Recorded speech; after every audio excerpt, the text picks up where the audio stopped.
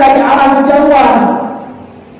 Dua orang, yang satu adalah Aisyah ummul mukminin radhiyallahu anha, istri Rasulullah sallallahu alaihi wasallam, dan yang satu lagi sahabat yang mulia yang bernama Safwan bin Mu'attil. Aisyah sedang berada di atas onta, Safwan bin Mu'attil memegang tali kekamnya onta, berbuahan, sedang mengarah menuju ke kota Madinah al-Munawwarah. Kelihatan dari jauh karena sudah dekat. Langsung si Abdullah bin Ubay bin Salul, nah ini dia munafik, kesempatan, ya kan? Nah ini dia. Langsung dia berteriak, langsung dia mengatakan, wahai sahabat-sahabat Muhammad, lihat dari jauh ada istrinya Rasulullah bersama seorang laki-laki, Safwan bin Mu'attil. Demi Allah, tidak ada keselamatan apabila laki-laki bersama perempuan dan perempuan bersama laki-laki, gak bakal selamat. Bismillahirrahmanirrahim. Assalamualaikum warahmatullahi wabarakatuh. Waalaikumsalam warahmatullahi wabarakatuh. Alhamdulillah rabbil alamin. Wa bihi nasta'inu ala umuri dunya waddin. Wassalatu wassalamu ala rasulina wa habibina Muhammad ibn Abdullah wa ala alihi wa ashabihi wa man wala, amma ba'd. Alhamdulillah, selalu kita memuja dan memuji Allah Subhanahu wa taala atas segala nikmat-nikmat dan karunia yang sangat banyak telah Allah berikan kepada kita. Daripada nikmat yang masih Allah berikan sampai sekarang ini adalah nikmat keimanan, nikmat berupa hidayah, sehingga kita dapat melanjutkan peribadatan kita kepada Allah Subhanahu wa taala. Sehingga dengan hidayah dan iman tersebut kita pun akan dimasukkan ke dalam syurga Allah Subhanahu wa taala dan dijauhkan dari neraka Allah Subhanahu wa taala. Yang mana itu adalah kemenangan yang hakiki di dunia dan akhirat. Sebagaimana Allah Subhanahu wa taala berfirman, "Faman zuhziha 'anil nar wa udkhilal jannah faqad faz." Siapa yang Allah masukkan ke dalam syurga dan Allah hindarkan dirinya dari api neraka Allah, maka sungguh itu adalah faqad faz, kemenangan yang hakiki, kesuksesan di dunia dan akhirat. Oleh karena itu, kita harus banyak-banyak selalu bersyukur kepada Allah Subhanahu wa taala atas segala nikmat-nikmat yang telah Allah berikan kepada kita, agar Allah Subhanahu wa taala menambahkan lagi nikmat-nikmat yang lain. Sebagaimana Allah katakan, la in syakartum la azidannakum. Kalau kita mensyukuri nikmat-nikmat Allah, Allah tambahkan lagi nikmat-nikmat yang lain. Begitu juga selalu salawat dan salam kita kepada junjungan kita, Nabi kita, baginda Nabi Muhammad sallallahu alaihi wasallam, dan kepada keluarganya dan kepada para sahabat-sahabatnya, tidak terkecuali satupun dari mereka, karena semuanya telah Allah Subhanahu wa taala ridhai. Sebagaimana Allah berfirman, radhiyallahu anhum wa radu an. Allah telah ridha kepada mereka semuanya dan mereka semua telah ridha kepada Allah Subhanahu wa taala.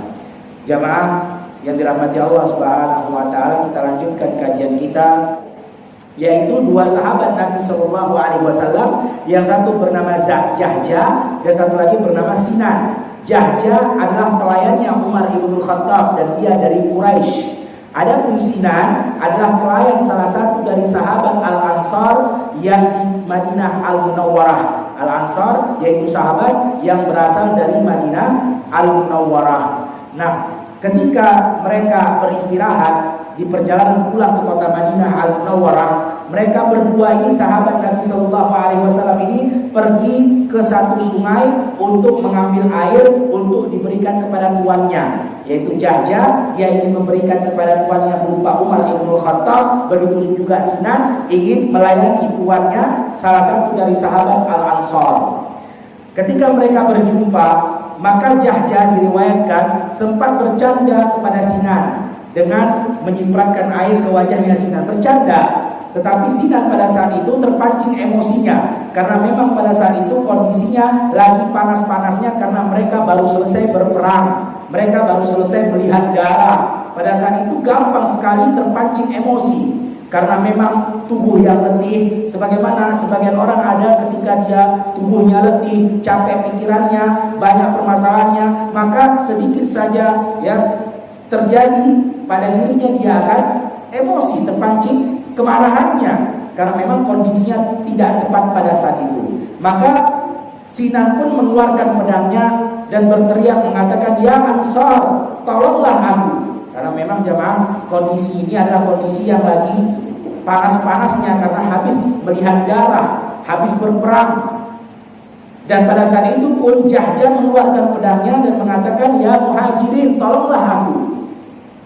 Maka tiba-tiba datanglah Al-Muhajirin dan Ansar sudah ada di belakang mereka, dan mereka pun dalam keadaan di malam hari ya, dan semuanya dalam kondisi letih, semua dalam kondisi gampang terpancing emosinya karena habis berperang. Namanya orang habis ya melakukan perjalanan jauh, kemudian habis melihat darah, pastilah semua dalam keadaan panas.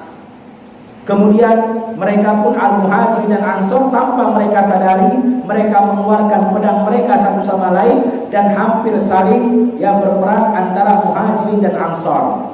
Maka pada saat itu ada seorang sahabat Nabi SAW datang ke Rasulullah SAW melaporkan kejadian yang terjadi di pinggir sungai tersebut. Maka Nabi SAW pun bergegas keluar dari tendanya, dari kemahnya, dan kemudian mengatakan, "Awada'wal jahiliyah wa ana baina adhurikum da'ha fa innaha mumtinah." Apakah kalian masih melakukan perkara orang-orang jahiliyah? Maka tinggalkanlah, karena itu sangatlah buruk. Maka pada saat itu Al-Muhajirin dan Ansar tiba-tiba tersadarkan. Mereka langsung ingat apa yang dikatakan oleh Nabi SAW. Mereka pun langsung saling meminta maaf satu sama lainnya.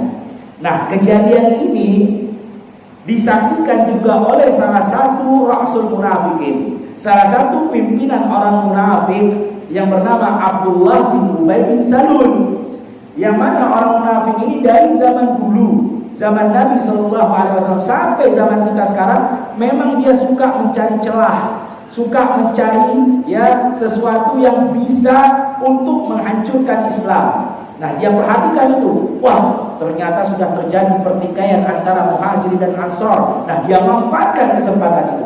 Begitulah orang-orang munafik dari zaman dulu sampai sekarang. Sekarang ya Allah Subhanahu wa taala mengatakan tidak boleh menikah lintas agama. Datang orang munafik, dia katakan, "Oh, enggak apa-apa karena agama itu semua dari Allah Subhanahu wa taala. Semua sama, tidak apa-apa."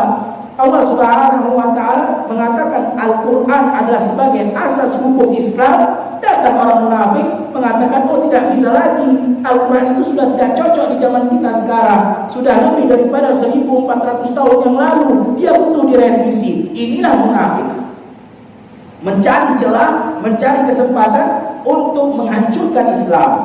Nah, Abdullah bin Ubay bin Salul pun seperti itu.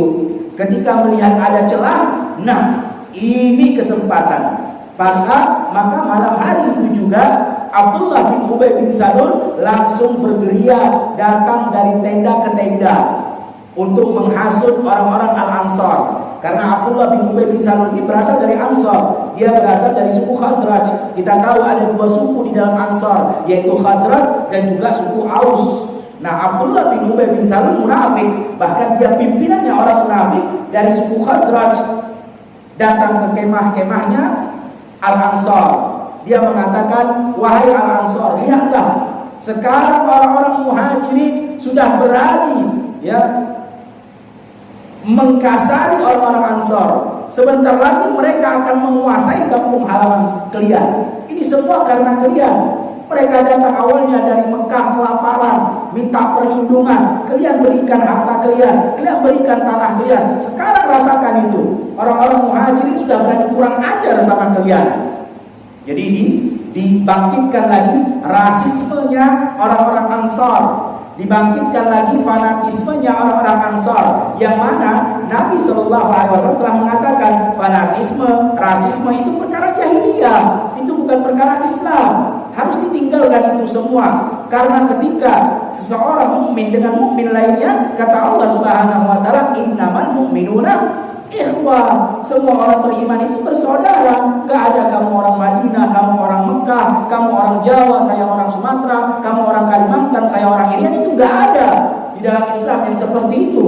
Ketika sudah bersyahadat la ilaha illallah wa anna Muhammadar Rasulullah, berarti kamu adalah saudara saya, dimanapun dia, saudara muslim dengan muslim lainnya. Nah ini Abdullah bin Ubay bin Salul membangkitkan rasisme, tujuannya untuk menghancurkan Islam, karena memang dia adalah orang munafik yang memang tidak cinta kepada Islam, hanya berpura-pura masuk ke dalam Islam. Dia katakan, lihatlah, sebentar lagi mereka akan mengusir kalian dari kampung halaman kalian. Istilahnya disebutkan di dalam kitab As-Sirah. Abdullah bin Ubay bin Salul mengatakan, ya, istilah yang sangat keji, bahasa yang sangat kotor. Dia katakan, besarkanlah anjingmu, ketika dia besar dia akan gigit kakimu. Jadi diibaratkan muhajir itu seperti anjing, diberi makan, dibesarkan, dirawat, sudah besar dia akan gigit tuannya, dia akan usir kalian dari kampung halaman kalian. Perkataan yang sangat keji, ya. Kemudian ada seorang sahabat Al-Ansar yang bernama Zaid bin Arqad. Dia langsung mendengar apa yang dikatakan Abdullah bin Ubay bin Salul. Dia langsung datang ke Nabi Sallallahu Alaihi Wasallam. Dan pada saat itu Rasulullah Sallallahu Alaihi Wasallam memerintahkan para sahabat-sahabatnya untuk mempersiapkan diri melanjutkan perjalanan pulang ke kota Madinah Al-Munawwarah. Dan ini di luar kebiasaan Rasulullah Sallallahu Alaihi Wasallam. Karena biasanya Rasulullah ketika selesai berperang, perjalanan pulang ke Madinah itu santai, tidak ada yang dikejar. Apalagi jarak dari perjalanan mereka pada saat itu ke kota Madinah Al-Munawwarah tinggal sebentar lagi, sudah nggak jauh. Nah ini tengah malam Nabi Shallallahu Alaihi Wasallam perintahkan para sahabatnya untuk berkemas, lanjutkan lagi perjalanan pulang ke kota Madinah Al-Munawwarah. Maka pada saat itu seluruh para sahabat Nabi Shallallahu Alaihi Wasallam memperkemaskan diri mereka, melanjutkan perjalanan kembali ke kota Madinah Al-Munawwarah. Tujuannya apa? Tujuannya agar Abdullah bin Ubay bin Salul tidak punya kesempatan untuk memfitnah, untuk menyebarkan fitnah rasisme di antara sahabat-sahabat Al-Ansor. Karena kan kalau perjalanan pulang kan semua sibuk, ada yang naik onta, ada yang naik kuda, ada yang jalan kaki, nggak ada waktu buat ngobrol. Jadi Abdullah bin Ubay bin Salul nggak punya kesempatan untuk membangkitkan rasismenya, untuk memfitnah antara sahabat Al-Ansar dengan Al-Muhajirin. Maka berjalanlah. Pada saat itu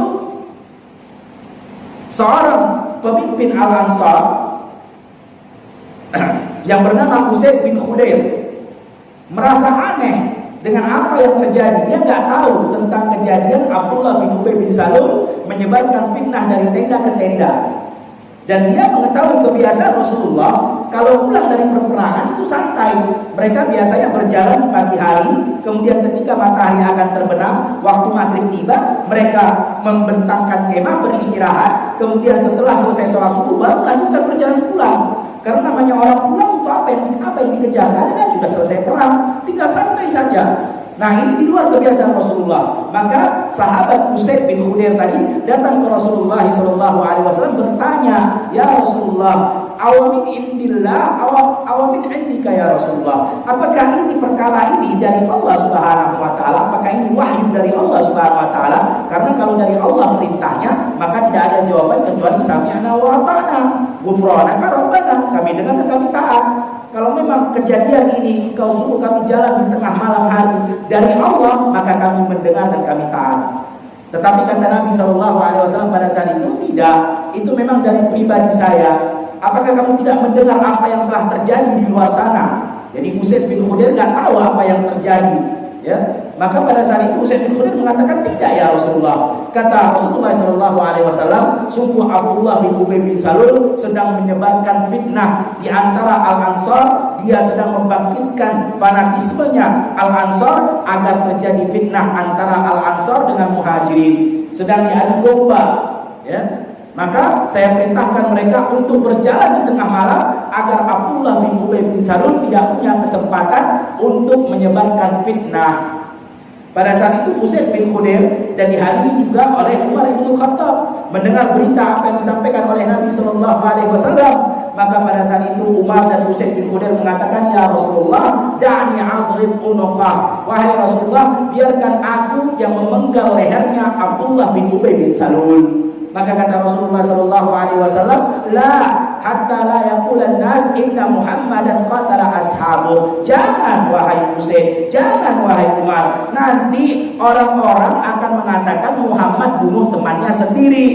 Kenapa? Karena Abdullah bin Ubay bin Salul seorang munafik. Dari luarnya, dari zahirnya dia seperti sahabat Nabi Sallallahu Alaihi Wasallam, sholat bersama Rasulullah, kemudian juga ikut berpergian safar perang bersama Rasulullah. Ketika para sahabat berpuasa, dia pun berpuasa. Nah, ketika dibunuh kan akan terjadi fitnah. Orang-orang kan menghukumi secara apa yang tampak oleh mata mereka. Loh, itu kan sahabat Rasulullah melakukan apa yang dilakukan Rasulullah, lalu dibunuh, maka akan terjadi fitnah.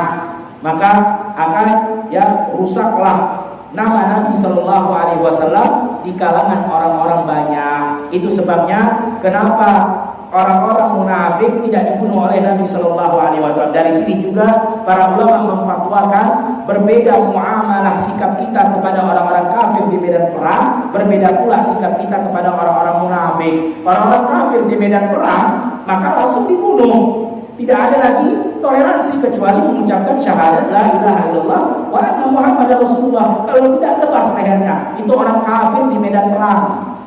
Jangan sembarang orang kafir lagi di jalan ketemu langsung tebas leher. Bukan, itu di medan perang.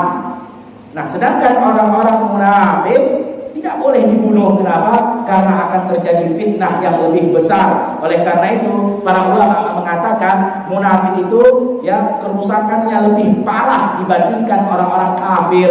Makanya Allah Subhanahu wa taala mengatakan innal munafiqina fid darkil asfali minan nar. Munafik itu di mana tempatnya? Di kerak neraka yang paling dalam. Kenapa? Karena mereka lebih besar kerusakan yang mereka timbulkan dibandingkan orang-orang kafir. Oleh karena itu beda sikap muamalah Islam terhadap orang-orang kafir di medan perang, begitu pula berbeda sikap dan muamalah Islam terhadap orang-orang munafik. Orang-orang munafik tidak dibunuh, tetapi ketahuilah ancaman Allah Subhanahu wa taala mengatakan innal munafiqina fid darkil asfali minan nar, berada di keraknya api neraka, dia paling dalam, paling besar siksaannya, yaitu orang-orang munafik. Kenapa? Karena kerusakan yang mereka timbulkan lebih besar dibandingkan orang-orang kafir. Nah, perjalanan di malam hari itu, kabar itu pun sampai kepada Abdullah bin Abdillah. Jadi Abdullah bin Ubay bin Salul munafik tadi itu punya anak, namanya pun sama dengan nama dia. Nama anaknya Abdullah, nama dia juga Abdullah. Tetapi anaknya ini adalah sahabat Nabi Sallallahu Alaihi Wasallam yang mulia, sahabat Nabi yang mencintai Rasulullah. Dia bukan munafik seperti bapaknya, tidak. Nah, kabar itu sampai ke anaknya. Maka pada saat itu anaknya pun datang kepada Nabi Sallallahu Alaihi Wasallam dan berkata, ya Rasulullah, aku sudah mendengarkan kabar tentang ayahku dan aku ketahui bahwasannya ayahku itu munafik. Jadi anaknya tahu ayahnya itu memang munafik.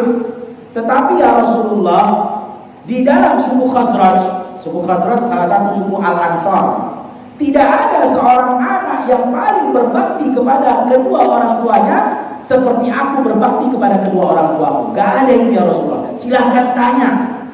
Jadi jamaah sekalian yang dirahmati Allah Subhanahu wa taala, hukum berbakti kepada kedua orang tua itu mutlak. Mau orang tuanya baik ataupun jahat, mau orang tuanya kafir ataupun muslim, wajib seorang anak hukumnya secara mutlak tanpa terkecuali harus berbuat baik, berbakti kepada kedua orang tuanya, walaupun orang tuanya kafir. Makanya kata Allah Subhanahu wa taala, wa in jahadaka 'ala an tusyrika bima laysa laka bihi 'ilmun fala tuti'huma, tapi wasahibuhuma Fitunya ma'rufah, ketika diajak kita melakukan kesyirikan, jangan ditaati, tapi tetap kata Allah, wasahibuhuma, tetap berbakti, berbuat baik, melayani mereka berdua, yaitu orang tua. Harus hukumnya mutlak. Gak ada, wah dia dulu mah gak perhatian sama saya, dulu dia cuek sama saya, bahkan saya dibuang oleh, gak ada alasan. Tetap hukumnya engkau sebagai anak wajib berbakti dan berbuat baik kepada mereka berdua, walaupun mereka orang yang paling jahat di atas muka bumi. Nah, Abdullah tadi, anak yang munafik tadi, ya, Abdullah seorang sahabat, bapaknya munafik, itu bilang seperti itu di hadapan Nabi Shallallahu Alaihi Wasallam. Kemudian Abdullah bin Abdullah, anak yang munafik tadi itu mengatakan, ya Rasulullah, kalau memang ayahku harus dibunuh, maka perintahkanlah ya Rasulullah, aku yang membunuh ayahku. Kenapa? Karena kata Abdullah anaknya tadi, aku khawatir tidak sanggup menahan ketika ada seseorang yang membunuh ayahku selain aku terpancing emosi, kemudian aku membunuh seorang muslim tadi, dan dengan itu aku dimasukkan ke dalam api neraka Allah Subhanahu wa ta'ala, karena dia anak yang berbakti kepada kedua orang tuanya. Oleh karena itu kata Abdullah, anak yang munafik tadi itu mengatakan kepada Rasulullah, kalau memang harus dibunuh, biar aku yang bunuh wahai Rasulullah. Dia ini seorang sahabat mulia yang mencintai Rasulullah, dia tidak seperti ayahnya, tidak. Kata Rasulullah SAW, gak perlu wahai Abdullah, gak perlu. Abdullah anaknya, gak perlu wahai Abdullah. Kalau memang dia meminta maaf dan meminta ampunan kepada Allah, kami akan memaafkannya. Perhatikan bagaimana Nabi SAW bersikap lemah lembut, karena memang muamalah kepada orang-orang munafik tidak seperti muamalah kepada orang-orang kafir di medan perang. Itu dibedakan. Gak bisa main tebas leher aja, karena tadi kita sudah sampaikan fitnah yang akan muncul lebih besar kalau orang-orang munafik dibunuh seperti orang-orang kafir di medan perang. Kalau orang-orang kafir dibunuh di medan perang, tidak ada masalah, dibunuh habis. Tapi kalau munafik akan timbul fitnah yang ini dan itu. Kenapa? Karena dia secara penampilan percis seperti orang-orang muslimin lainnya, maka akan terjadi fitnah. Kemudian keesokan harinya mereka pun hampir tiba di kota Madinah Al-Munawwarah. Sudah berada di depan pintu gerbang kota Madinah Al-Munawwarah. Nah, anaknya tadi itu Abdullah, anak dari munafik tadi Abdullah bin Ubay bin Salul yang namanya sama dengan bapaknya Abdullah juga. Tiba-tiba ketika akan para sahabat sudah berada di depan pintu gerbang Madinah, udah mau nyampe, udah mau masuk kota Madinah. Nah, dia tiba-tiba mengeluarkan pedangnya dari sarungnya. Ini Abdullah bin Ubay, anaknya munafik tadi itu terkenal jago bermain pedang, dan dia tidak suka bercanda dan main-main. Apa yang dia katakan itu yang dia lakukan. Itu sikapnya Abdullah, anaknya Abdullah bin Ubay munafik tadi itu. Dan kebiasaannya di zaman Nabi Shallallahu Alaihi Wasallam, di zamannya para sahabat Nabi Shallallahu Alaihi Wasallam itu tradisi kebiasaan, kalau ada orang yang mengeluarkan pedang dari sarungnya, itu artinya pasti akan ada peperangan, pasti akan ada tumpah darah, pasti akan ada musuh yang harus dibunuh. Itu udah jadi tradisi budaya. Karena kalau pedang tidak digunakan, ya nggak akan dikeluarkan dari sarungnya. Ketika dikeluarkan dari sarungnya, berarti pasti digunakan. Dan pedang tidak mungkin digunakan kecuali untuk menebas atau membunuh, ya kan?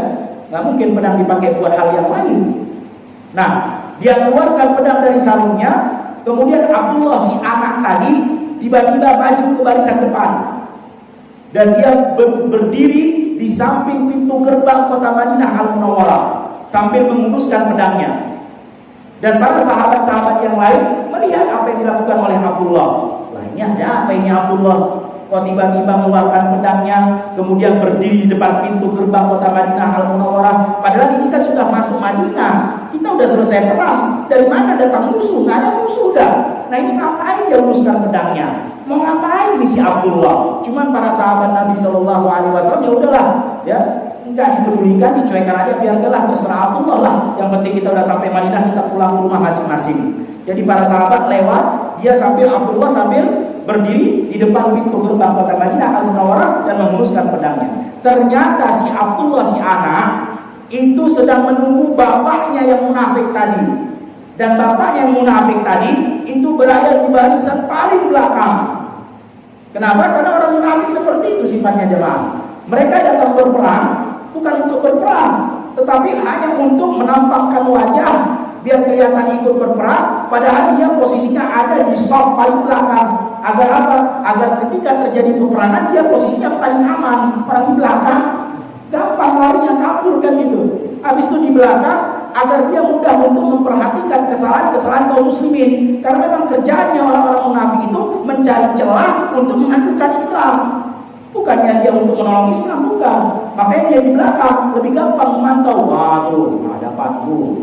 Jadi argumen dia untuk menghancurkan Islam. Nah, ketika semua sudah masuk, tibalah ayahnya. Karena ayahnya di barisan paling belakang. Anaknya sudah menguruskan pedang, dan anaknya meletakkan pedangnya di leher bapaknya langsung. Di leher bapaknya. Dan mengatakan, wahai ayahku, jangan melangkah satu langkah lagi, kecuali aku akan tebas lehernya. Jangan berani melangkah. Dan anaknya Abdullah terkenal, memang dia apa yang dia katakan dia lakukan, itu sifatnya sudah. Kalau dia bilang saya bunuh. Tidak pelin-pelan, tidak ada basa-basi. Pada saat itu ayahnya pun tak percaya. Kau ini anak baru kemarin sore juga. Melangkah maju bapaknya. Benar, ternyata anaknya menggoreskan pedang di leher bapaknya. Keluar darahnya. Mundur, jangan berani maju. Maju ku tebas. Kata ayahnya, wahai anakku, engkau kan anak yang berbakti kepada kedua orang tua. Aku ini ayahmu. Kata anaknya, demi Allah, engkau adalah manusia yang hina dan Rasulullah SAW yang mulia, dan engkau tidak boleh masuk ke kota Madinah sampai Rasulullah mengizinkan engkau masuk. Berani maju saya tebas. Maka pada saat itu sahabat pun melihat kejadian tadi, dan mereka pun langsung datang ke Rasulullah SAW melaporkan kejadian tadi. Maka Nabi SAW pun mengatakan, katakan kepada Abdullah si anak untuk membiarkan ayahnya masuk. Sudah, gak perlu dibunuh, karena memang nanti terjadi fitnah jemaah. Kalau dibunuh, orang-orang tahunya si Abdullah munafik muslim. Orang lihatnya apa yang tampak di matanya, di mata mereka. Wah, jadi fitnah. Gimana ini Rasulullah, teman sendiri dibunuh? Wah, nggak benar kan seperti itu. Fitnah nanti terjadi, hancur Islam. Maka anaknya pun membiarkan ayahnya masuk ke kota Madinah Al-Munawwarah. Disitulah Abdullah bin Ubay bin Salul merasa geram. Kenapa? Fitnah yang berusaha disebarkan, yaitu rasisme yang berusaha dia bangkitkan di antara Al-Ansor, berhasil dibendung oleh Nabi SAW. Dengan cara apa tadi? Dengan cara Nabi SAW tengah-tengah malam suruh berkemas semuanya untuk melanjutkan perjalanan pulang. Wah, batal ini kan gitu. Geram dia. Kemudian yang kedua, anaknya sendiri mempermalukan dia di hadapan orang ramai. Tambah geram lagi. Kemudian setelah itu ternyata Allah Subhanahu wa taala menurunkan surat Al-Munafiqun yang menceritakan tentang dirinya. Abdullah bin Ubay bin Salul tambah geram lagi. Nah, surah Al-Munafiqun, bagi yang bisa buka Al-Qur'anul Karim mungkin bisa dibuka biar kita mengikuti ya pembahasan kajian kita, yaitu ayat 1 sampai 8. A'udzu billahi minasyaitonir rajim. Bismillahirrahmanirrahim. Idza ja'akal munafiquna qalu nashhadu innaka la rasulullah wallahu ya'lamu innaka la rasuluh wallahu yashhadu innal munafiqina lakadzibun. Ketika orang-orang munafik datang, mereka bersyahadat mengatakan engkau adalah Rasulullah, padahal Allah sudah tahu bahwasanya engkau adalah Rasulullah. Wallahu yashhadu, dan Allah mengatakan, menyaksikan orang-orang munafik itu adalah orang-orang yang berdusta. Jadi kesaksian mereka di hadapan Rasulullah SAW cuma di mulut doang, dusta, di hati mereka tidak meyakini engkau wahai Rasulullah sebagai utusan Allah Subhanahu wa taala. Ittakhadhu aymanahum junnatan fasaddu an sabilillah innahum sa'a ma kanu ya'malun. Mereka hanya menjadikan sumpah-sumpah mereka di hadapan Rasulullah, demi Allah ya Rasulullah kami beriman kepada engkau. Itu cuma sumpah sebagai tameng saja untuk melindungi mereka, padahal mereka menyesatkan orang-orang dari jalan Allah Subhanahu wa taala, dan itu adalah perbuatan yang paling buruk yang mereka lakukan. Dzalika bi annahum amanu tsumma kafaru fatubi'a ala qulubihim fahum la yafqahun. Mereka itu beriman kemudian mereka kufur. Jadi hanya di depan Rasulullah saja beriman, di belakang Rasulullah mereka kufur kembali. Maka kata Allah, kami tutup, kami kunci pintu hati mereka sehingga mereka tidak akan pernah memahami agama Islam sedikit pun. Wa idza ra'aitahum tu'jibuka ajsamuhum wa in yaqulu tasma' liqaulihim ka'annahum khusyubun musannadah yahsabuna kulla sayhatin 'alaihim. Kalau engkau melihat tubuh mereka, mereka memiliki tubuh-tubuh yang bagus dan kekar. Begitulah orang-orang munafik dari zaman dulu sampai sekarang. Kalau kita lihat badannya, masya Allah, six-pack, badannya kuat, tegak, ya, kagum kita kalau melihat tubuh mereka karena bagus. Ya, di zaman Rasulullah pun begitu. Kemudian kata Allah Subhanahu wa taala, wa in yaqulu tasma' liqaulihim. Kalau mereka sudah berargumen, mereka sudah bicara, wah seolah-olah ya bicara mereka itu adalah pembicaraan yang benar, al-haq, tapi padahal yang mereka inginkan adalah kebatilan.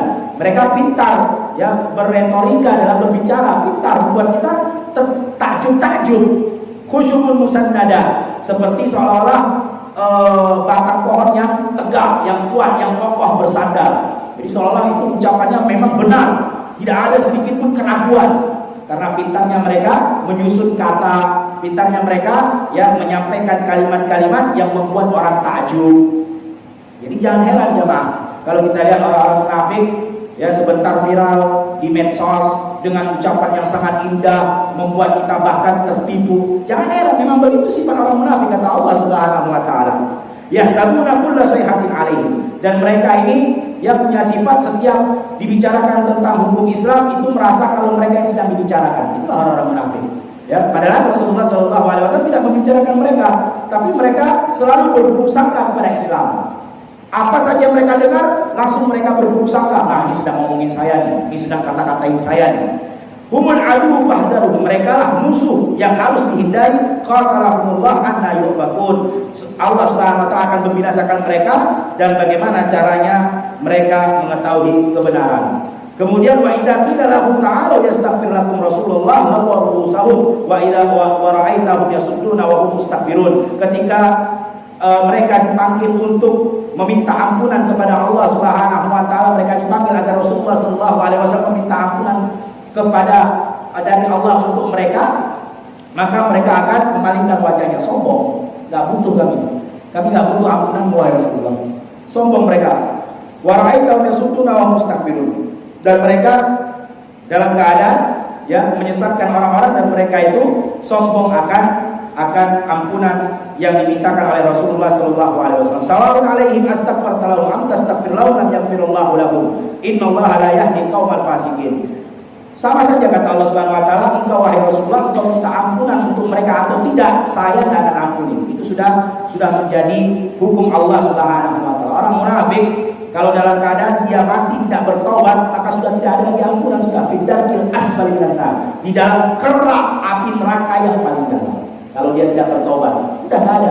Mau engkau minta ampunan atau tidak, kalau mereka mati tidak bertobat, habis sudah. Lebih parah daripada orang-orang kafir. Kaum al-fasiqun, karena mereka adalah orang-orang yang fasik. Humul ladzina yaquluna la tunfiqu 'ala man 'inda Rasulillah hatta yanfatu walillahi khazainus samawati wal ardi walakinnal munafiqina la yafqahun. Ucapan yang kita sampaikan tadi yang berusaha ditebakkan oleh Abdullah bin Ubay terhadap Al-Ansar, salah satunya apa? Udah, jangan kalian berinfak lagi kepada orang-orang yang ada bersama Nabi Sallallahu Alaihi Wasallam. Itu mereka muhajirin berani kurang ajar sama kalian karena kalian kasih harta kalian untuk mereka. Udah nggak usah diinfakkan lagi itu, ya biarkan mampus kelaparan. Nah, begitulah maksudnya. Jadi ini yang ditebarkan oleh Abdullah bin Ubay terhadap Al-Ansar, dia membenci muhajirin. Kemudian walillahi khazainus samawati, padahal harta segalanya adalah milik Allah Subhanahu wa taala. Apa yang ada di langit dan di bumi itu semua adalah milik Allah. Subhanahu wa ta'ala. Tetapi orang-orang munafik nggak paham hal tersebut. Ya, harta yang dimiliki oleh Al-Ansar itu semua dari Allah Subhanahu wa ta'ala. Allah yang ngatur. Kalau kalian tidak menginfakkan kepada orang-orang muhajirin yang datang berhijrah meninggalkan harta benda mereka di kota Mekah, kalian tidak mau kasih, Allah bisa memberikan dari jalan yang lain. Karena semua ini punya Allah. Yang ada di langit, yang ada di bumi. Kemudian yaquluna la in raja'na ilal madinati la yukhrijanna 'asibin al-adra. Ini juga salah satu ungkapan Abdullah bin Ubay bin Salul yang berusaha disebarkan kepada Al-Ansar. Ya udah, nanti kalau kita udah sampai Madinah, ayo kita usir aja tuh orang muhajirin. Keterlaluan itu, ini kan kampung halaman kita, ini tanah kita, ini negeri kita, kok mereka menguasai? Oh, gitu. Ya, dibangkitkan rasisme. Rasisme ini perkara jahiliyah. Nggak ada dalam Islam itu rasisme kesukuan, nggak ada. Semua muslim bersaudara, tidak ada yang namanya suku ini, nggak ada. Hati-hati jemaah. Jangan sampai kita juga melakukan hal yang dilakukan oleh orang-orang jahiliyah. Nggak ada itu. Kamu mah bukan kelompok saya, kamu mah sukunya beda. Nggak ada itu jemaah. Kamu mah lembaganya beda, kamu mah ormasnya beda. Nggak ada itu jemaah. Semua bersaudara, muslim. Tuhannya satu, Nabi Muhammadnya satu. Lalu bagaimana tidak bersaudara? Kemudian ya, walillahi izzatu wa lirasuli wa lil mu'minina walakinnal munafiqina la ya'lamun. Padahal semua kemuliaan itu adalah milik Allah dan milik Rasulullah sallallahu alaihi wasallam dan milik orang-orang beriman, tetapi orang-orang munafik tidak mengetahuinya. Jadi orang-orang munafik itu enggak punya kemuliaan. Kemuliaan itu hanya milik Allah, milik Rasul dan milik orang-orang yang beriman kepada Allah Subhanahu wa taala. Nah, begitu mendengar ayat tadi turun menceritakan tentang Abdullah bin Ubay bin Salul, tambah geram si Abdullah bin Ubay bin Salul. Nah, tiba-tiba ketika dia akan masuk kota Madinah Al-Munawwarah, si Abdullah bin Ubay bin Salul dalam keadaan sudah geram sekali, ya, sudah jengkel sekali karena semua usaha dia gagal. Usaha menyebarkan fitnah gagal, ya, malah anaknya berani mempermalukan dia. Datang lagi ayat menceritakan tentang dia. Tiba-tiba datang dari arah kejauhan dua orang. Yang satu adalah Aisyah ummul mukminin radhiyallahu anha, istri Rasulullah sallallahu alaihi wasallam. Dan yang satu lagi sahabat yang mulia yang bernama Sofwan bin Mu'attil. Aisyah sedang berada di atas onta, Sofwan bin Mu'attil memegang tali kekangnya onta, berbuahan, sedang mengarah menuju ke kota Madinah Al-Munawwarah. Kelihatan dari jauh karena sudah dekat. Langsung si Abdullah bin Ubay bin Salul, nah ini dia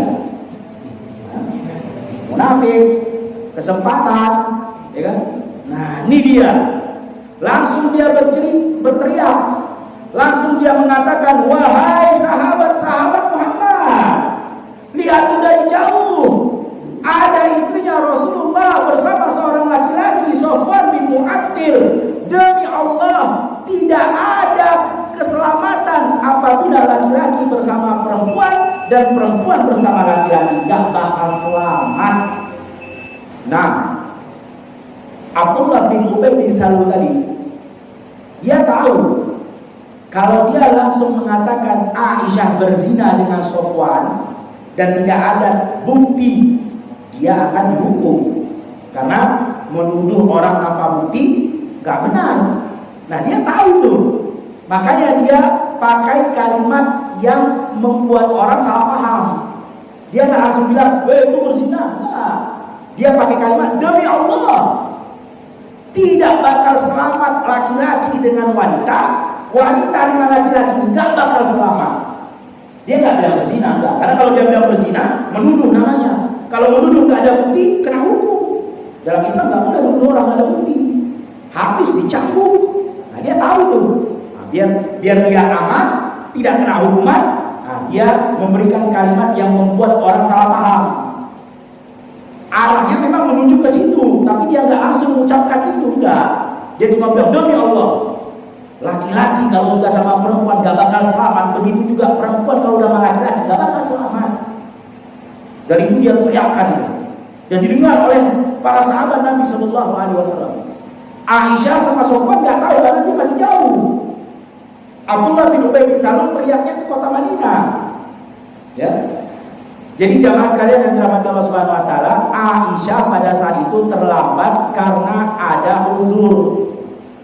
Ketika di malam hari tadi itu, si Abdullah bin Ubay kan berusaha menyebarkan fitnah tuh. Kemudian tiba-tiba Rasulullah Shallallahu Alaihi Wasallam memerintahkan para sahabat untuk berkemas, ayo lanjutkan perjalanan. Biar si Abdullah bin Ubay bin Salul nggak dapat kesempatan buat ngobrol.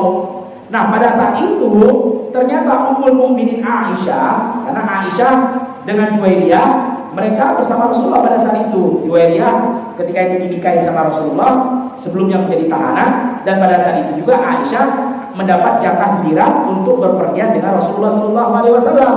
Jadi Rasulullah itu ketika safar berpergian dari kota Madinah Al-Munawwarah, baik itu safar ataupun perang, maka dia akan undi di antara istri-istrinya siapa yang menemani dia.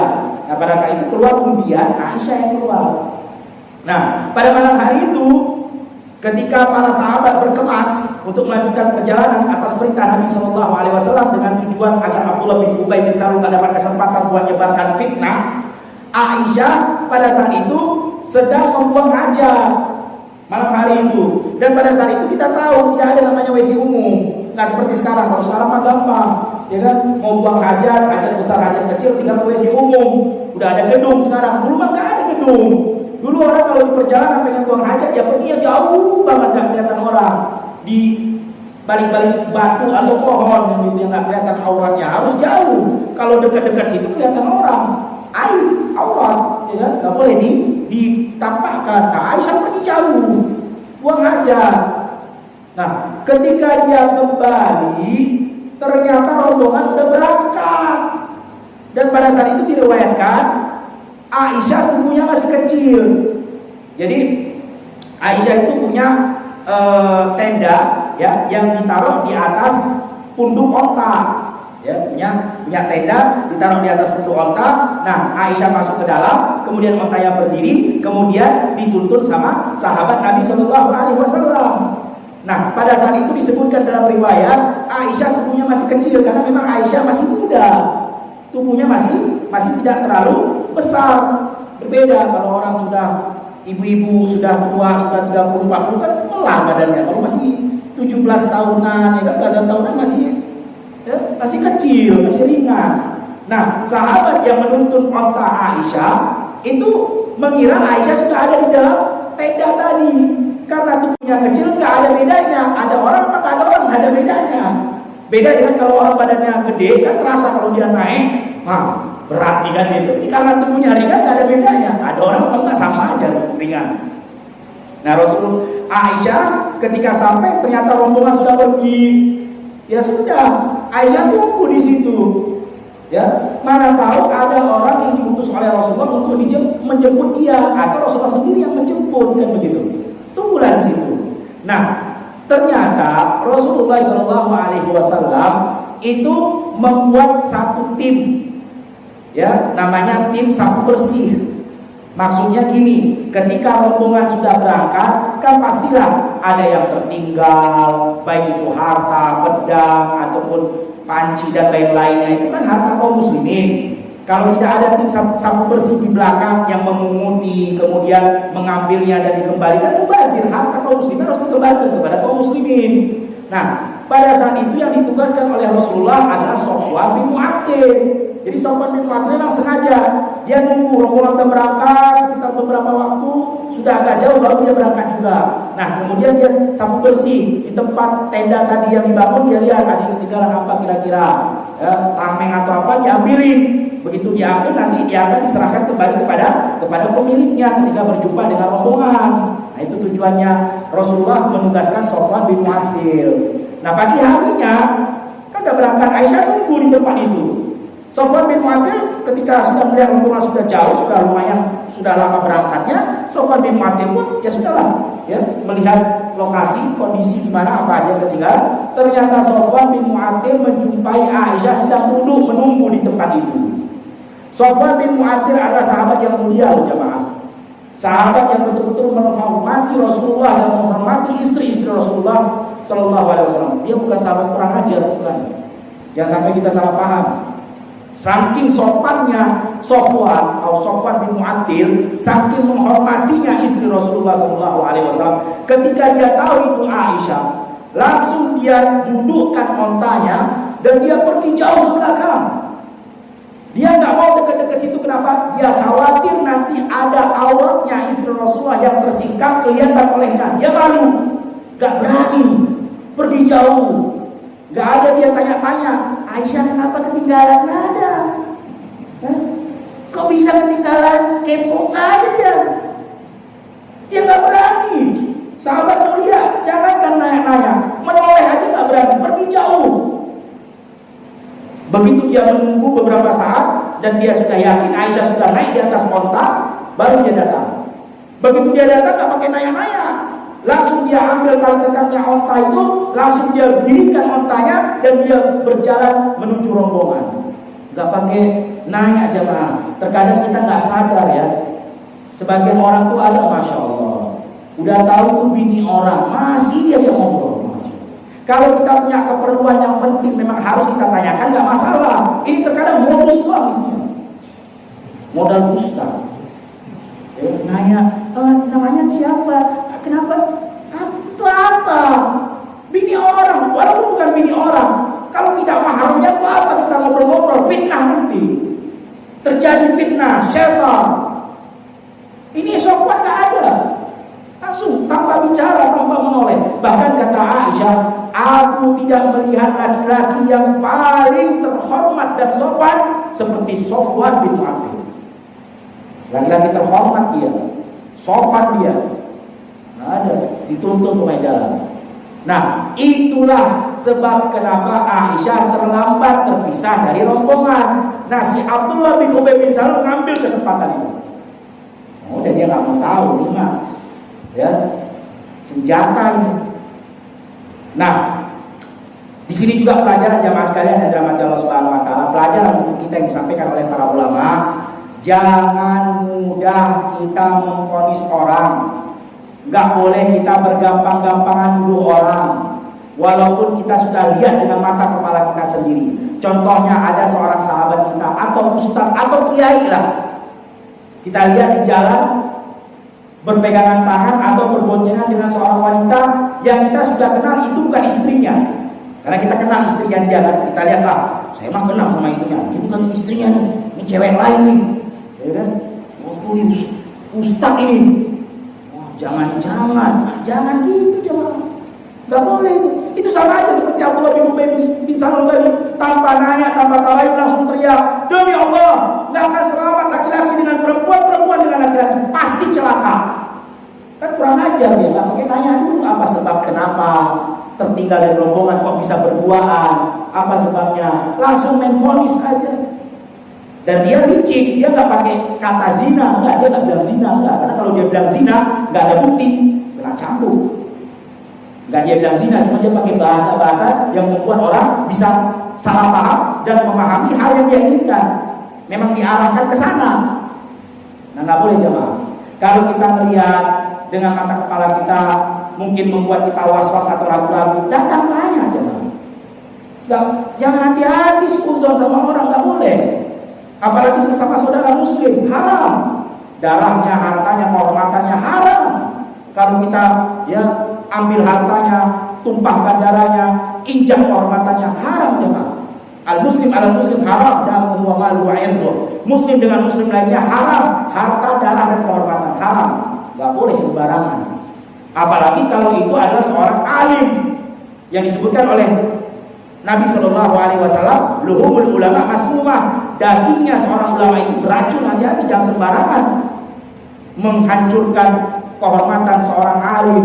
Sesama saudara muslim aja nggak boleh, apalagi memiliki jasa dalam Islam, yaitu ulama punya jasa besar dalam Islam karena dia menyebarkan ilmu apa yang difirmankan Allah dan apa yang disampaikan Rasulullah.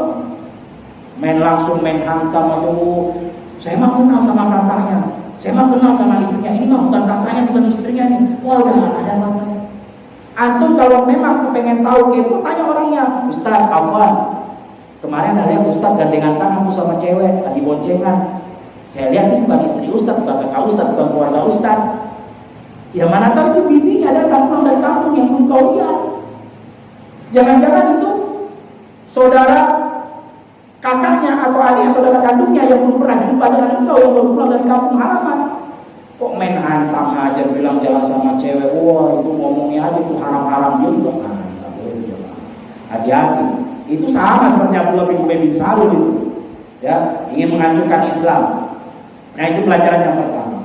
Kemudian ternyata Aisyah ketika sampai di kota Madinah, ya, karena perjalanannya sangat jauh dari Bani Musthalib ke kota Madinah Al-Munawwarah, belum pergi di PP ini. Ada yang mengatakan perginya 6 hari. Ya, berarti kalau dari Madinah ke Bani Musthalib 6 hari, pulangnya lagi 6 hari. Berarti 12 hari. Lumayan perjalanan dulu mah nggak seperti sekarang. Sekarang sudah pakai mobil, ada AC, nyaman, duduk di kursi. Dulu mah panas.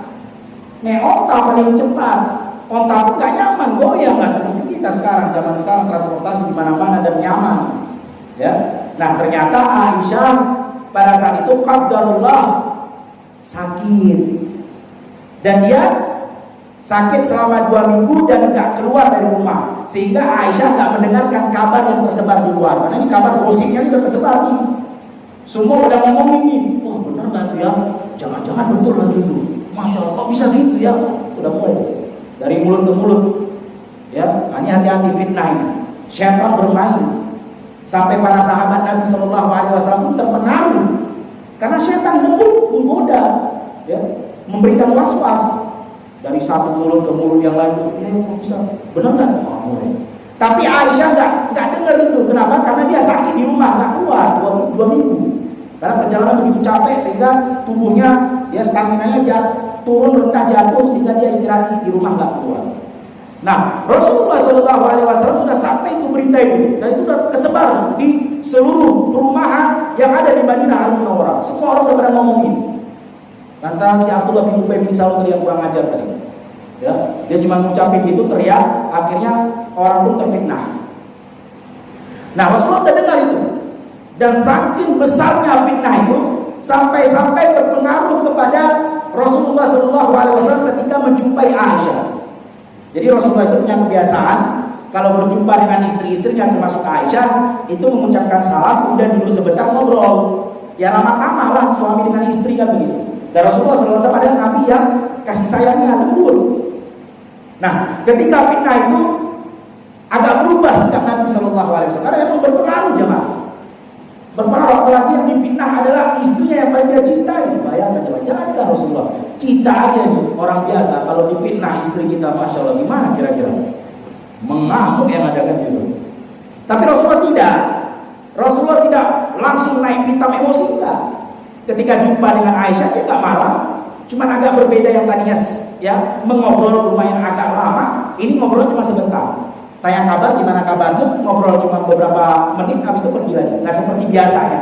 Biasanya kan ngobrolnya agak panjang. Nah, di sini pelajaran kedua jemaah sekalian yang dirahmati Allah Subhanahu Wa Taala, sebesar apapun permasalahan kita di luar, kalau datang pulang ke rumah jangan bawa masalah itu masuk ke rumah.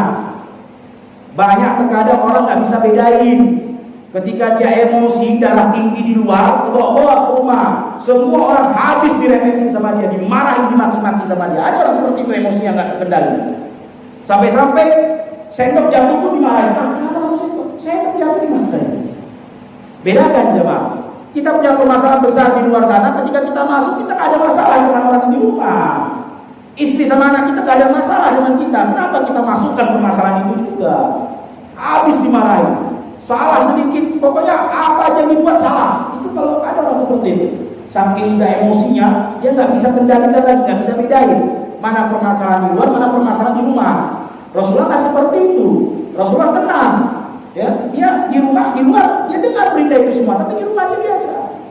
Nah, kemudian juga pelajaran yang ketiga, perhatikan. Aisyah radhiyallahu anha juga nggak gampang curiga dengan Rasulullah. Coba kira-kira nih, ini kebanyakan para ummahat juga nih, nasihat untuk para ummahat nih. Ketika dia melihat ada perubahan pada suaminya, biasanya langsung tuh curiga aja bawaannya kan. Wah, kok sekarang udah beda nih? Jangan-jangan ada simpanan lagi ya? Marah. Jangan-jangan selingkuh bang? Jangan gitu. Aisyah radhiyallahu anha coba lihat, dia ngerasain perubahan Nabi sallallahu alaihi wasallam, dia nggak langsung curiga, berhusnuzon, berbaik sangka kepada pasangannya. Aisyah mengira mungkin Rasulullah SAW lagi punya permasalahan di luar sana yang harus dia pikirkan, yang harus dia selesaikan, sehingga tidak bisa ngobrol lama-lama. Begitu Aisyah. Oleh karena itu diriwayatkan ketika itu Aisyah, ya, karena tidak ingin merepotkan Rasulullah SAW, Aisyah minta izin ke Rasulullah SAW. Izin, bukan langsung curiga, oh jangan-jangan kamu udah main serong, enggak gitu. Ya. Izin ya Rasulullah. Kalau memang laisa alaika fiha hajah, kalau memang engkau tidak punya keperluan pada diriku, ya, mungkin kau lagi sibuk, nggak sempat ngobrol lama dan Aisyah khawatir tambah memberatkan bebannya Rasulullah SAW, izinkan saya pulang sebentar ke rumah orang tuaku, biar dia bisa berbakti kepada kedua orang tuanya. Itu maksudnya, bukan biar kabur, bukan. Karena Aisyah nggak tahu permasalahan di luar ya, dia nggak dengar karena dia sakit di rumah, dan dia nggak mau membebani Rasulullah. Udah lagi keluar banyak masalah, tambah lagi dengan masalah dia sakit, harus melayani dia, harus ngerawat dia, kan kasihan Rasulullah. Nah, pulang ke rumah orang tuanya akan lebih enak. Gitu. Kata Rasulullah yang apa? Nah, coba lihat.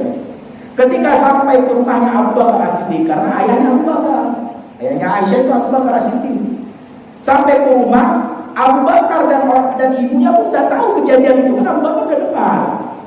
Tapi Aisyah tidak bertanya, dan Aisyah enggak menceritakan apa-apa. Dia diam aja. Aisyah karena enggak tahu, datang ke rumah, Abu Bakar sambut, selamat datang anakku, silakan masuk ke rumah. Nah, ini juga pelajaran yang keempat, jemaah. Kita sebagai orang tua atau kita sebagai menantu, kalau anak ataupun menantu kita, mertua, ya, kita sebagai mertua ataupun sebagai orang tua, ketika melihat anak kita ataupun menantu kita memiliki masalah, tetapi mereka tidak bertanya pendapat kita, ya udah nggak usah campurin. Kecuali kalau dia tanya pendapat, ya kita sebagai orang tuanya atau sebagai mertuanya hanya memberikan saran dan arah bagaimana yang baik, tapi bukan ikut campur juga. Karena banyak keluarga hancur itu karena adanya campur tangan orang ketiga, baik orang ketiga di luar ataupun orang ketiga keluarga sendiri. Dan yang lebih sering mertua ataupun orang tua itu campur urusan anak dan menantunya. Mereka sudah punya keluarga, mereka sudah dewasa, sudah biarkan mereka menyelesaikan permasalahannya sendiri. Kecuali kalau mereka tanya pendapat kita berikan pendapat, hanya pendapat, bukan memberikan hukum, bukan kamu harus begini, harus hanya pendapat, hanya menyarankan, hanya membimbing ke jalan yang benar. Itu pun kalau diminta. Kalau nggak diminta, walaupun kita tahu permasalahan, diam aja. Makanya kata para ulama, cukup rahasia keluarga itu ada di antara dua bibir, jangan di antara dua orang. Kenapa? Kalau di antara dua orang itu bisa bertambah jemaah. Jangan cerita-cerita ya, aku lagi ada masalah begini. Iya, ya cerita lagi orang. Jangan cerita-cerita ya, si Anu punya masalah. Jangan cerita ke semua orang. Cukup di antara dua bibir nih. Masalah rumah tangga cukup kita yang tahu. Di bibir kita doang. Gak perlu lagi kepada orang. Kecuali kalau memang kita tahu dia ini orangnya amanah, dia ini orangnya bisa memberikan solusi jalan keluar, gak apa-apa, kita tanya pendapatnya. Tapi kalau seandainya, wah ini malah tambah runyam nanti, ya gak perlu. Dan kita sebagai tadi mertua ataupun sebagai orang tua, jangan ikut campur kalau nggak ditanya. Walaupun kita dengar sudah, jangan. Coba lihat Abu Bakar, Aisyah nggak ngomong apa-apa, ya sudah, silakan masuklah istirahat. Seperti biasa, nggak ada terjadi apa-apa. Karena Abu Bakar nggak ditanya juga pendapatnya, itu urusan rumah tangga anaknya bersama Rasulullah SAW selesai. Nah, kemudian setelah Aisyah berada di rumah Abu Bakar As-Siddiq, Rasulullah SAW saking besarnya fitnah yang sudah terjadi, semua pada ngomongin. Rasulullah SAW naik di atas mimbar. Kemudian Rasulullah SAW mengatakan, wahai para sahabat-sahabatku Al-Ansar dan Muhajirin, sungguh keji orang yang menyakitiku melalui istriku. Ya, dia tahu Abdullah bin Ubay bin Salul, tapi dia nggak langsung sebut nama karena memang nanti terjadi fitnah jemaah. Ya, si Abdullah bin Ubay bin Salul bisa aja mengatakan nggak benar, fitnah jadinya kan. Karena belum ada buktinya nih. Wahyu pun pada saat itu disebutkan dalam riwayat, wahyu memang terputus selama sebulan. Memang Allah tidak turunkan wahyu. Dan Rasulullah SAW tidak bisa melakukan apapun tanpa wahyu dari Allah SWT. Kalau memang ada wahyunya, baru situ Rasulullah sampaikan. Nah ini tak ada wahyu dan tidak ada bukti. Ya, menuduh orang tanpa bukti pun tidak boleh. Nah Rasulullah cuma cerita betapa kejinya ada orang yang menyakiti aku melalui istri. Artinya disakiti Nabi Muhammad tapi melalui istrinya, dengan dituduh istrinya berzina dengan orang lain. Bukan Nabi Muhammad yang dikatakan kamu berzina, istrinya. Nah pada saat itu Usaid bin Khudair tadi, salah satu pimpinan Ansor tadi, yang sudah tahu kejadiannya, langsung berdiri dan mengatakan, ya Rasulullah, kalau orang itu dari Aus, dan Usaid bin Khudair ini dari suku Aus, salah satu suku Ansor. Kalau dia dari suku Aus, sebutkan namanya, saya penggal lehernya. Tapi kalau dia dari suku Khazraj, perintahkan saja saya tebas lehernya.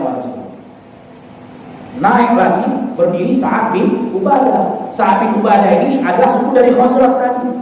Langsung Sa'ad bin Ubadah, mulai lagi naik rasisme, kan? Fanatisme kesukuan bangkit lagi.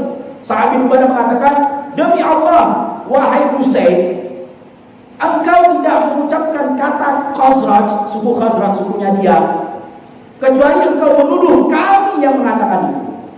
Nah, ini Rasulullah tujuannya ingin mencari solusi, malah tambah ribut, tambah runyem. Yang satu Aus, yang satu Khazraj, berdiri lagi salah satu pimpinan Aus mengatakan, engkau yang munafik langsung. Karena kan sudah main nama suku kan gitu. Suku Khazraj pun pimpinan yang lain bangkit lagi, engkau yang munafik. Akhirnya satu sama lain itu munafik. Rasulullah langsung turun dari mimbar. Ini tambah masalah kan gitu. Karena memang fanatisme ini jemaah dari zaman dulu sampai zaman sekarang memang itu saja permasalahannya. Kesukuan tadi gampang sekali dibakar dengan nama fanatisme, terbakar orang lantaran nama suku tadi. Ya, wow, ini menghina suku Irian, menghina suku Bugis, naik semua emosi orang. Padahal itu perkara jahiliyah, perkara orang bodoh, bukan perkara Islam. Karena Rasulullah sudah menghapus perkara itu. Tidak ada fanatisme di dalam Islam. Yang ada saudara karena keimanan dan karena Allah, bukan karena kesukuan. Rasulullah pulang dan menjumpai Aisyah. Datang ke rumah Abu Bakar As-Siddiq. Ini udah betul-betul runyem ini. Datang berjumpa dengan Rasulullah. Aisyah tadi, Rasulullah datang masuk, ya, menjumpai Aisyah. Kemudian langsung Rasulullah SAW menceritakan kejadian yang terjadi di luar. Karena Aisyah kan belum dengar nih Aisyah. Karena dia belum keluar rumah, dia dari rumah pulang ke rumah bapaknya, belum sempat pergi ngobrol ke sana, nanya sama orang, belum sempat dengar berita di luar. Tapi Rasulullah sudah mendengar itu semua, datang ke Aisyah, menceritakan begini dan begitu dan begini. Wahai Aisyah, demi Allah, kalau memang itu betul kamu lakukan, maka mengakulah dan bertaubatlah kepada Allah, dan Allah Maha menerima taubat hamba-hambanya. Perhatikan, Rasulullah gak emosi. Kamu benar nggak gitu. Kalau memang benar, mengakulah dan bertaubatlah kepada Allah, dan Allah Maha menerima taubat hamba-hambanya. Aisyah langsung disebutkan dalam riwayat ketika mendengarkan berita yang diceritakan oleh Rasulullah. Disebutkan dalam riwayat Imam Bukhari, karena itu hadis yang kita kisahkan ini hadis, ya. Itu kata Aisyah radhiyallahu anha, seolah-olah tulangku semuanya rasanya rontok mendengarkan kabar dari Rasulullah SAW. Kaget bukan main. Kok bisa seperti itu? Kemudian Rasulullah mengatakan, kalau memang engkau lakukan, bertobatlah kepada Allah. Tambah lagi remuk rasanya hati Aisyah radhiyallahu anha, tambah hancur. Seolah semua tulangnya patah semua rasanya, kata Aisyah radhiyallahu anha. Kemudian Aisyah menoleh kepada ayahnya Abu Bakar As-Siddiq, wahai ayahku, jawablah pertanyaan Rasulullah. Kasih tahu dia siapa anakmu ini. Beritahu kepada dia bagaimana aku. Abu Bakar As-Siddiq hanya mengatakan Allah dan Rasul yang lebih tahu. Perhatikan jemaah. Abu Bakar As-Siddiq seorang ayah dari Aisyah. Tapi karena tidak ada bukti, tidak ada di situ menunjuk kebenaran atau kesalahan, Abu Bakar diam, enggak semata-mata membabi buta bela anaknya, enggak. Nah ini kita pelajaran sebagai mertua ataupun orang tua. Kalau memang kita tidak tahu mana yang benar dan mana yang salah, udah jangan ngomong. Tambah rumit nanti. Ada orang seperti itu kadang. Karena itu anak kandung yang enak aja kalau nuduh anak saya. Tambah rumit yang keluarganya orang. Kita nggak tahu benar atau salah, ya sudah diamlah. Allah dan Rasulnya lebih tahu tentang perkara ini. Rasulullah tidak menyalahkan, Abu Bakar tidak menyalahkan Rasulullah, Abu Bakar tidak membenarkan juga anaknya. Karena nggak tahu, nggak ada buktinya. Ya kan? Kemudian Aisyah menoleh kepada ibunya. Wahai ibuku, engkau tahu siapa anakku ini? Kasih tahu kepada Rasulullah SAW bagaimana aku. Kata ibunya, aku jawaban yang sama seperti Abu Bakar. Allah dan Rasulnya yang lebih tahu ya. Dia nggak ikut campur karena nggak ada buktinya. Maka pada saat itu kata Aisyah, demi Allah, kalau aku katakan itu tidak benar, pasti dia tidak akan percaya. Karena kabarnya sudah tersebar. Dan kalau aku katakan itu benar, aku telah berdusta atas apa yang tidak aku lakukan. Maka pada saat itu kata Aisyah, aku cuma bisa mengatakan sebagaimana hamba Allah Subhanahu wa taala mengatakan Nabi Zakaria. Jadi di sini Aisyah teringat tentang perkataan Nabi Zakaria ketika mendapatkan musibah. Apa kata Aisyah? Innama ashku ba'thi wa husni ila Allah. Aku hanya bisa mengadu dan berkeluh kesah kepada Allah Subhanahu wa taala. Udah enggak bisa. Karena kalau dibilang enggak benar pasti orang enggak percaya. Karena beritanya udah tersebar. Dibilang benar dan dia dusta. Pada saat itu tiba-tiba Allah Subhanahu wa taala turunkan surat An-Nur ayat 4 sampai 26 untuk membela Aisyah Ummul Mukminin radhiyallahu anha.